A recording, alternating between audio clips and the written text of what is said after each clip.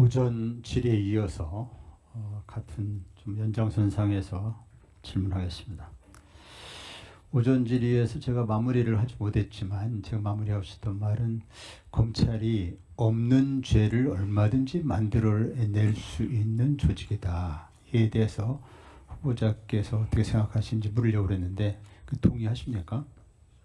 네, 저는 개인적으로는 그러한 경험을 직접 여러 번 해봤기 때문에 또는 비교적 그렇게 생각하고 있습니다. 또는 기소라는 결론을 내려놓고 그거에 그러니까 뭐라고 답하든 또는 심지어는 조사도 안 하고 그냥 기소라는 결론을 내려놓고 짜맞추기 수사를 해서 기소를 할 수 있는 조직이 검찰이다.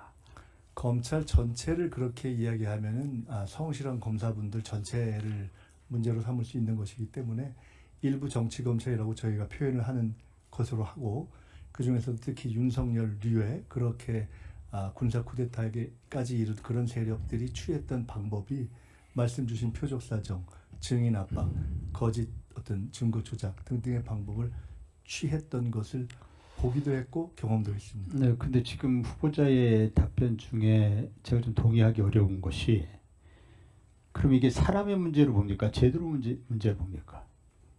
제도와 사람의 문제가 섞여 있기 때문에 사람의 문제는 벌할 걸 벌하고, 그러나 근본적으로는 제도를 개선하면서 가야 되는 것이 아닌가. 그러니까 일부 정치 검찰의 문제로 국한하면 제도는 잘못이 없는데 일부 정치 검찰의 일탈이다, 이렇게 일으킬 수도 있거든요. 네, 황 의원님 말씀 주신 취지를 충분히 이해하고 공감하기 때문에 그런 뜻으로 말씀드린 것은 아니다 하고 이해해 주시면 좋겠습니다. 네, 저는 그 일부 정치 검찰들의 일탈이 물론 드러난 부분이 있지만 그 일부 정치 검찰의 일탈은 그 배경에는 근본적으로는 기형적인 검찰제도, 즉 수사와 기소가 결합된, 그래서 기소라는 결론을 내려놓고 수사를 꿰맞추고 또 수사를 무리하게 한 것을 기소기관이 걸를 수 있는, 스크린할 수 있는 그런 제도적 정치가 없기 때문에 수사를 무리하게 해도 그것이 기소로 연결이 되는 것이죠.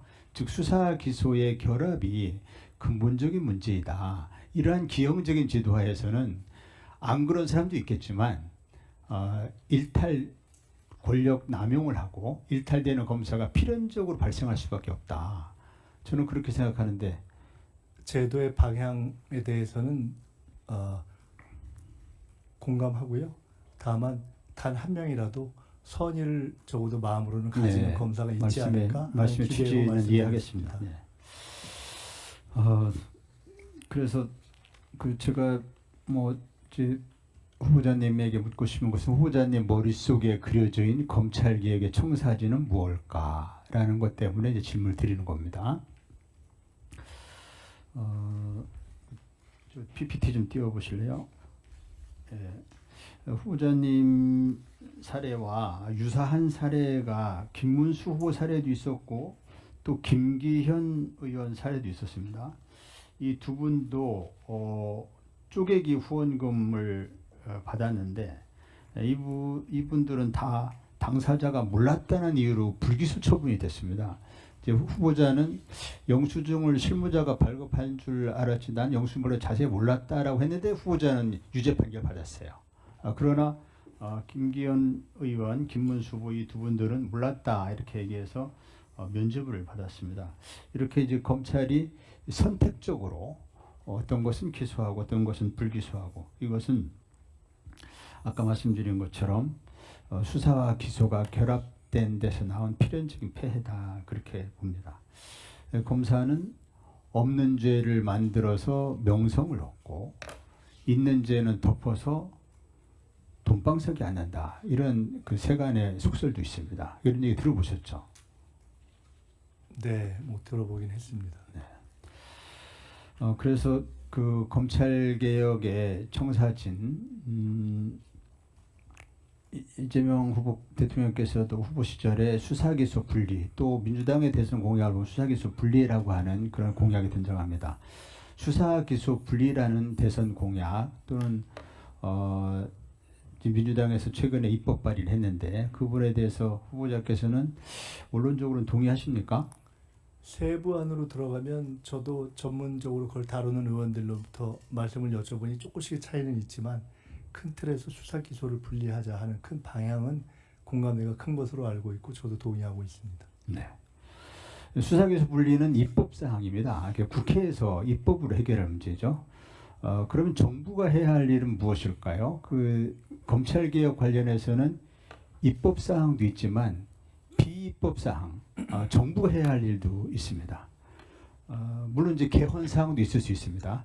개헌이 필수적인 건 아니지만 그러나 영장 청구권 같은 것은 개헌 사항에서 그래서 개헌으로 해결해야 될 문제도 있고 또 법률로 해결해야 될 문제가 있고 시행령이나 시행 규칙으로 해결해야 될 문제도 있습니다. 시행령, 시행 규칙으로 해결할 문제가 바로 정부가 해야 할 일을 볼 수 있겠습니다. 검찰이 이 수사기소 분리 관련해서 현재 저항을 하고 있다고 보십니까? 저항의 조짐이 없다고 보십니까? 과거 계엄을 미리 얘기는 하셨는데 현재 검찰이 수사기소 분리 검찰 개혁에 대해서 저항하고 있다고 보십니까? 아니면은 별다른 저항 조짐이 없습니까? 최근에 그 국정이 뭐라 그러죠? 그 국정기획위원회 보고가 중단된 사례도 있었고 또 최근에 그 후보자가 검찰에 고발되자마자 바로 그 배당을 하고 그래서 언론에 흘려버리는 그래서 수사 착수라는 보도가 나가버리는 이런 일도 있었습니다. 이 저항의 조짐입니까? 어떻게 보십니까? 현재 있는 드러난 것들을 가지고 검찰 전체의 저항이다 이렇게 규정 할 생각은 현재로서는 저는 없습니다. 다만 인지상정 본인이 가지고 있는 권한이 약화된다고 생각하면은 기꺼워하지 않는 마음이 있을 수 있다 이렇게 생각하는 것도 굉장히 자연스럽지 않겠습니까? 네.